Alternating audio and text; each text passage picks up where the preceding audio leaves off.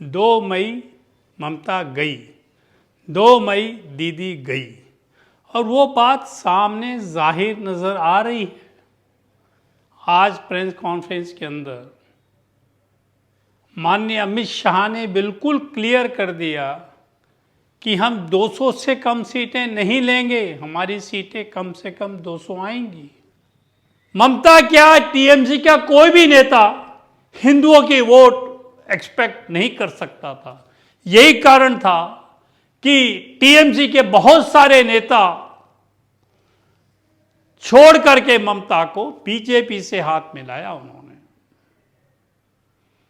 और तो और आपको पता होना चाहिए, कल जब मैं देख रहा था, ममता दीदी फोन कर रही है लगातार किनको, जो उसकी पार्टी को छोड़ के बीजेपी पे चले गए, और जो बीजेपी के लीडर्स ऑलरेडी थे उनको कि भाई बचा लो मुझे, बचा लो मुझे, मेरी सरकार गई मेरी सरकार, आप मेरी मदद कीजिए।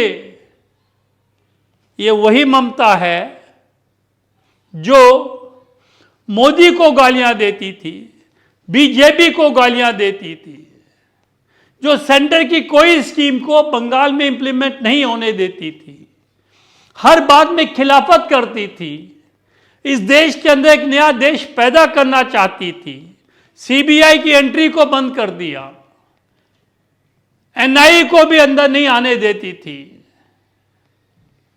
ऐसी सरकार जो कि हमेशा अपने आप को मोदी के पहले समझती थी, वो कहती थी मुझे स्पेशल स्टेटस चाहिए। अरे स्पेशल स्टेटस लेना तो you should work for the people, not for your self और योर पार्टी। 27 साल के कम्युनिस्ट लेफ्ट पार्टी के रूल के बाद 10 साल ममता ने वेस्ट बंगाल की पब्लिक को इस कदर चूसा है, इस कदर चूसा है, इस कदर चूसा कि लोगों ने कान पकड़ लिए कि हम अब ममता दीदी को वोट नहीं देंगे। We want change, will vote for the change, हम परिवर्तन के लिए वोट करेंगे। ममता ने क्या दिया? अपीजमेंट, हिंदुओं के प्रति एक बहुत ही दयनीय नकारात्मक विचार और इस्लाम की तरफ भावनात्मक एक लगाव उनसे, हिंदुओं की उसने इतनी बेकदरी करी, इतनी बेकदरी करी, इतनी बेकदरी करी कि कोई भी हिंदू अगर उसे अकेले में पूछें तो कहेगा ना बाबा ना, मैं तो ममता को वोट दूंगा ही नहीं। परंतु वो ये बात पब्लिकली कहते हुए डरता है। क्यों? क्योंकि ममता ने ऐसा डर का माहौल वहां पैदा कर रखा है, जिसके होते हुए लगभग 150 पॉलिटिकल डेथ हो चुकी हैं। उस सरकार से आप क्या एक्सपेक्ट कर सकते हैं, जिसके नेता, यानी कि जिस टीएमसी के नेता खुलेआम कहें कि हम 30% मुसलमान इस देश में 4-4 पाकिस्तान खड़े कर सकते हैं और ये 70% हिंदू हमारा कुछ नहीं बिगाड़ सकते, तो साहब उस देश के अंदर ये ममता कैसे उम्मीद करती है कि हिंदू उसको वोट देगा? अगर मैं वेस्ट बंगाल में होता तो मैं 1 से लाख वोट नहीं देता, चाहे वो मेरी। तो मैं अब भी अपील कर रहा हूं, पहले राउंड के अंदर 30 सीटों में हमारे अमित शाह जी 26 सीटों की गारंटी ले रहे हैं। अगर पहले राउंड के अंदर 30 सीटों में से 26 सीटें बीजेपी को चली जाती हैं, अगर उसका एवरेज हम देखें तो कोई ताकत नहीं, ममता क्या, ममता के फरिश्ते भी आ जाएं उसके 10 पूर्वज भी निकल के आ जाएं बाहर, तो भी ममता को वो सरकार बना नहीं सकते। ये सरकार बीजेपी की बनेगी और बीजेपी को जैसा अमित शाह ने कहा है 200 से ऊपर वोट मिलना या सीटें मिलना लाजमी है और ये कंफर्म है। अगर ममता कहने को तो ब्राह्मण, पुजारन की बेटी, फटाफट पूरे के पूरे तुम्हारा चंडी पाठ करके सुना देती स्टेज के ऊपर खड़ी होकर के, तो जिस ममता ने हिंदुओं को बेकदरी करके धोखा देकर के मुसलमानों से हाथ मिलाया, और वही मुसलमान उसको छोड़ देंगे और वो तुम्हारी ममता ना इधर की रहेगी ना उधर की रहेगी, ना घर की रहेगी ना घाट की रहेगी। तो इसलिए मैं कहता हूं आपको, 2 मई ममता गई, 2 मई दीदी गई। इतनी बेकदरी ममता की होगी कि उसने 10 जन्म भी इसका सपना नहीं लिया होगा कि बंगाल की गवर्नमेंट ने, वेस्ट बंगाल की जो जनता, उसने क्या पाया। तो ये कहा जाता था कि ये जो सरकार है, ये सरकार जो है ये कटमनी की सरकार है, ये टेरर की सरकार है, ये अपीजमेंट की सरकार है। यहां हिंदुओं का कोई स्थान नहीं, हिंदुओं की कोई कदर नहीं। हिंदू मेजोरिटी में होने के बाद भी एक 3rd ग्रेड सिटीजन रहे हैं ममता के टाइम के अंदर। तो ऐसा माहौल के अंदर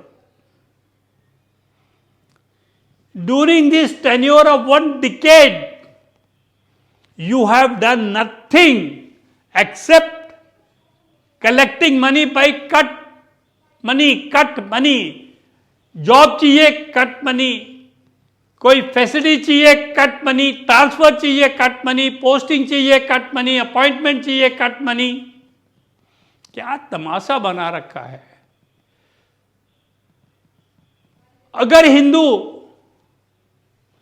रामलीला करना चाहे नो परमिशन, दुर्गा पूजा करना चाहे नो परमिशन, वो ईद सेलिब्रेट करना चाहे ऑलवेज वेलकम, वो शिया का जुलूस निकालना चाहे ऑलवेज वेलकम, हिंदू हनुमान चालीसा करना चाहे नो, हिंदू कोई प्रोसेशन निकालना चाहे बिग नो। ऐसा माहौल अगर ममता तुम क्रिएट करोगी तो ये तुम्हारी महाबेवकूफी है। आप कहती हो मोदी गुंडे हैं, बाहरी गुंडे हैं बीजेपी वाले। अगर वो बाहरी गुंडे हैं तो क्या हिंदुस्तान का मतलब सिर्फ बंगाल है? बाकी जगह जो है स्टेट्स, वो हिंदुस्तान का हिस्सा नहीं है। कुछ तो शर्म करो ममता दीदी, कि आप बंगाल को ही हिंदुस्तान समझती हो, बाकी स्टेट्स को हिंदुस्तान समझती नहीं, उनको बाहरी गुंडे बताती हैं। तो फिर आप आंतरिक गुंडे हुए, महागुंडे, जिनका काम ही गुंडाई करना है, जिनका काम ही हिंदुओं को थ्रेट करना है, हिंदुओं को 2nd ग्रेड सिटीजन ट्रीट करना है। आप कहती मां माटी मानुष, ये कौन सी मां है ममता तुम्हारी? कौन सी माटी है तुम्हारी? कौन सा मानुष तुमको आप चाहती हो? खेला होवे खेला होवे खेला होवे, बड़े जोरों से कहती थी खेला होवे। कौन सा खेला चाहती? कितने लोग मारना चाहती? कितने मर्डर कराना चाहती है? अगर आज बंगाल के अंदर सेंट्रल फोर्सेस नहीं होती तो क्या 80% वोटिंग हो सकती थी? That too without a single fatal injury, impossible. आज तक का रिकॉर्ड है। तो ये पहला इलेक्शन है 30 सीटों के ऊपर जिस पे कोई कैजुअलिटी नहीं हुई है और बड़ा ही पीसफुल एटमॉस्फेयर रहा है और मोर देन 80% लोगों ने अपना वोट कास्ट किया है। Just see, Mr. Mamta, how you have fared. और ये बाहरी गुंडों ने 3-4 महीने के अंदर एक ऐसा एटमॉस्फेयर क्रिएट कर दिया कि कितना पीसफुल इलेक्शन यहां कंडक्ट करा रहे हैं, which you could never think of. तो सोनार बंगला का जो आपका एक गिमिक दे रहे थे पब्लिक को, भूल जाइएगा. आपको कभी बंगाल से प्यार न था, न है, न रहेगा. आपको प्यार सिर्फ मुस्लिम्स की अपीजमेंट से था, है और रहेगा. आपने कभी पब्लिक के बारे में नहीं सोचा. यही कारण है कि public wanted a change and public has voted for a change. सुजलाम सुखलाम आप नहीं दे पाई. It will be given only by the BJP. जो 10 साल तक आपने पब्लिक को परेशान किया, बड़े लंबे लंबे वादे किए थे आपने कि कम्युनिस्ट पार्टी को उखाड़ फेंकिए, हम आपको सोनार बंगला देंगे, मां माटी मानुस. ऐसे ऐसे आपने लंबे लंबे वादे किए थे. अपने एक वादे पर आप टिक कर नहीं रही ममता. अब आप बिल्कुल चित हो गई है. नो मोर टीएमसी इन बंगाल. और मैं अब भी कह रहा हूं आपको, ये जो है इलेक्शन के बाद बेटर वीसा ले लीजिए और बांग्लादेश चली जाइएगा. हिंदू आपको वोट देने को तैयार नहीं. मुस्लिम्स की वोटें जो है वो ओवैसी साहब ले गए हैं मुर्शिदाबाद में, और बाकी जगह वो तुम्हारे दूसरे जो हैं खलीफा वो ले गए हैं. तो आपके पास तो कुछ नहीं बचा है. बेटर आप सरेंडर कर दो. You have lost this game. Raise your hand. और मैं अब भी कहता हूं, जो बाकी सीटें बची हैं, वेस्ट बंगाल के सभी जनता से मेरा नम्र निवेदन है हाथ जोड़ करके कि वोट एक बहुत एक कीमती अधिकार है आपका.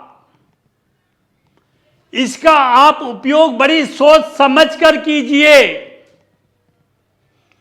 वोट उसी पार्टी को दीजिए जो इस देश के साथ मिलकर चल सके, इस देश का नाम ऊंचा कर सके, इस देश को अव्वल देश बना सके, और जो आपकी परवाह कर सके, अपीजमेंट को छोड़ सके, संविधान के हिसाब से आपके ऊपर राज करे, कट मनी ना ले, एक डर का माहौल ना पैदा करे.